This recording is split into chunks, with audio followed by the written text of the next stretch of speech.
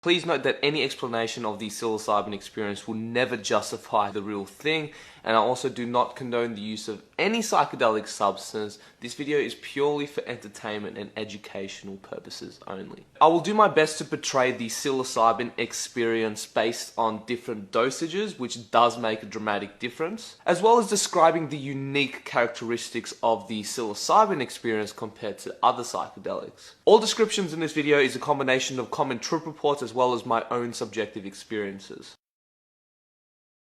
Psilocybin has a lot of unique traits, just like any other psychedelic substance. Some of these characteristics may overlay with other psychedelic experiences, but the following traits are pretty consistent and common when we're talking about psilocybin mushrooms. It's a complete entheogen. It's the oldest entheogen known to man, cosmic and alien, especially in high doses, playful and childlike nature in small to moderate doses, can be malevolent and extremely dark in very high doses. Emotional roller coaster and harder to control, especially when you compare it to LSD. Confusion and thought loops can be very common. Psilocybin also takes longer to integrate when compared to other psychedelics. Physical effects of psilocybin may include, but are not limited to, heavy body load, tactile enhancement, runny nose, olfactory hallucinations, excessive yawning, eye watering, and body temperature fluctuation. Beginning phases. During the come up, it's very common to experience bright, saturated colors, increased senses like crisper sounds, increased visual acuity, and increased empathy, high awareness. You may also feel anxiety and or nausea during the come up, but don't worry, this does pass. So this is the part that most of you came for. How does this psilocybin experience actually feel like on a subjective level? I will separate this into 4 parts: low dose, medium dose, high dose, and monstrous dose. Please note that psilocybin potency vary greatly depending on the batch of mushrooms. Low dose, 0.5 to 2 grams. The analogy I like to use is that this is like dipping your toes into water. Visually, things start to move and breathe, especially when you start to focus on a single point over an extended period of time. It's very common to experience peripheral visual drifting. Visual acuity increases. You may notice that the resolution of textures may significantly increase, like when you look at stones on the pavement or grass. You may also experience changing color spots as well as basic patterns, closed eye visuals. Sounds start to become wider and more in depth, so this will naturally lead to an increased appreciation of music. Cognitively, thought patterns begin to change and become more fluid. And this is because psilocybin makes our brain more hyper-connected, which allows us access to older structures of the brain.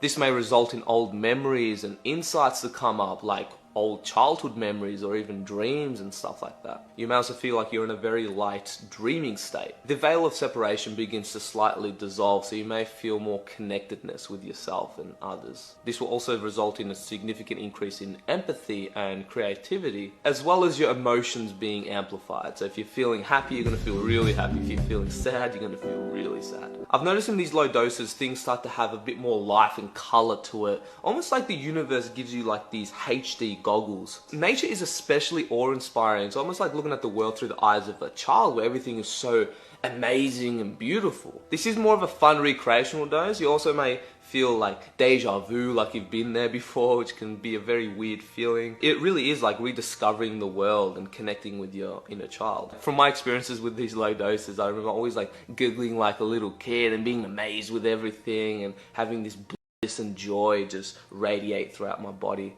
And it gives me the opportunity to really reconnect myself with nature and life itself. With a low dose, you can still go out, explore, talk to people, and be reasonably functional. Most people aren't going to freak out if they see a stranger on this kind of dose. And even though you can still talk properly and do many activities that you can do sober, just don't be a silly cunt and drive a vehicle or operate heavy machinery or anything like that, because you're still not 100% there, you know what I mean? Moderate, 2 to 4 grams. This dose would be more like snorkeling, right? Where you can look under the water as you please, but you can also kind of take a breather when you want to, so there's still that level of control. This dose is when things go up a notch and when things start to become a little bit more life-changing in terms of how you perceive yourself and reality. Things start to distort more intensely, and you may see projections of your subconscious mind merging into your external environment. This is when it starts to get more into like this lucid dreaming territory. Information, memories and ideas start to flow in at a much faster rate. So you might find yourself connecting more dots and swimming around in your own psyche. Visually, you get very obvious open-eye visuals like progressive warping,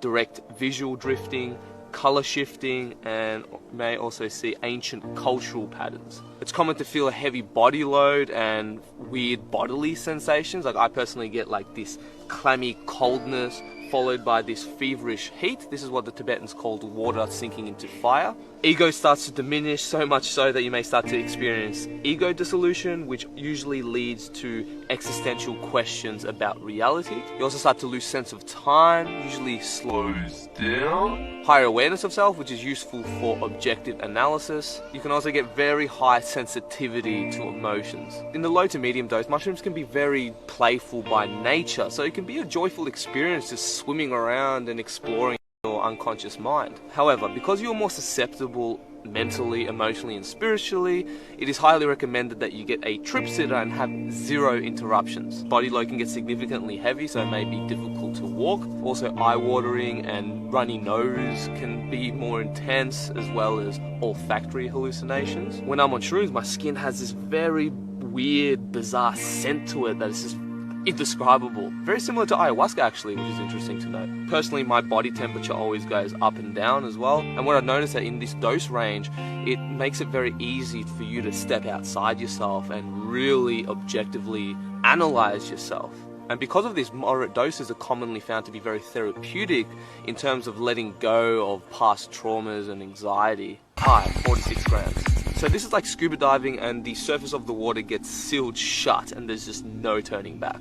This is commonly known to be the heroic dose or even the talk to God dose. This is more lie down, close your eyes and just shut the fuck up and listen dose. Be warned though, this dose should only be reserved for the courageous, trained psychonaut who really wants to go to that next level. This is when you get very strong hallucinations like fractals, sacred geometry and very intricate patterns. It is very common to envision symbols portrayed from ancient cultures such as the Aztecs, Mayans, Hindu, African, Native American, Aboriginal and Egyptian. High doses of mushrooms can also induce feelings of transcendence and out-of-body experiences. You also get more access to the primitive part of your brain, so you might feel like this primal type beast creature coming out from the depth of your own psyche. You may also experience trembling or shaking beginning in the pelvic region, spreading up through your torso. These physical sensations should not be recognized as symptoms of illness, but signs of transcendence, so don't resist the experience and just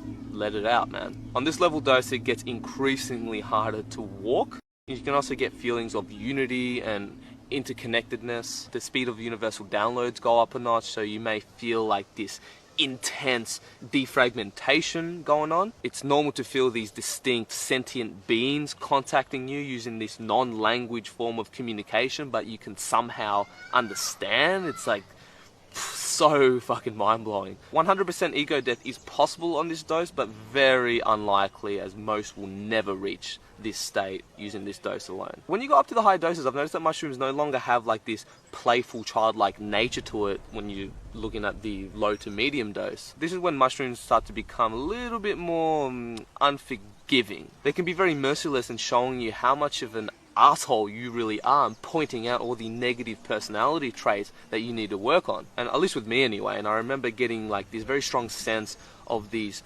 indigenous tribe spirits energetically communicating with me, but they weren't using English, but I could completely understand what they were communicating with me. And it's usually a similar core message of like, get off your fucking ass and do something, this world is in a state of emergency kind of thing.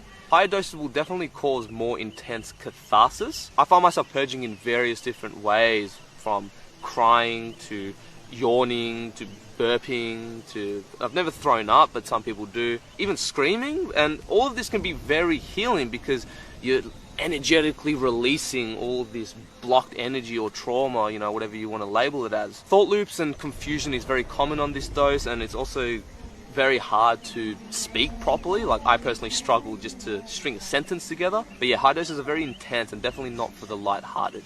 Watch this, 7 possibilities. This is like going to the bottom of the ocean, finding a wormhole and getting transported into a different dimension in an alien alternate universe. I know I'm exaggerating, but seriously, when you go to these really high doses, it gets very alien, very cosmic, and it's just not from here. After my 7.5 gram dose, which is actually equivalent to 10 plus grams of psilocybin cubensis, I was 100% convinced that mushrooms are not from this planet. And they are unlike any psychedelic substance I've ever experienced. When you go more to the monstrous or barbaric doses, this is when your nervous system is completely liberated from all human conceptual constructs. In other words, all your conditioned belief systems about yourself and reality just gets obliterated. Extremely intense hallucinations, blinded visuals, fractals, things morphing and splicing into each other, and other powerful, ineffable visions. Some describe it as a prolonged DMT trip, which I would definitely agree with. Ego death is much more likely, and if not, then you're going to get very overwhelming feelings like you're in the process of a physical and metaphysical death. And psilocybin is very of convincing you that you're going to die. Distinctions between the internal world and the external world completely disappears. You really start to go into uncharted territories and may even transport to alien dimensions and go into contact with strange entities. Terence McKenna describes self-transforming machine hours, but I don't know, like most people will never see this, and I think this is all depends on your own belief systems. This can induce extremely intense catharsis, like the most intense catharsis I've ever experienced in my life, but this can be very useful in, letting go of blocked energies you may have. Consciousness is pretty much free from the constraints of your own ego, so the sky's the limit of where you can go with this. Your consciousness can travel to the macro and micro universe. I remember seeing this Earth from a bird's eye view and then going into the very cells that govern my body.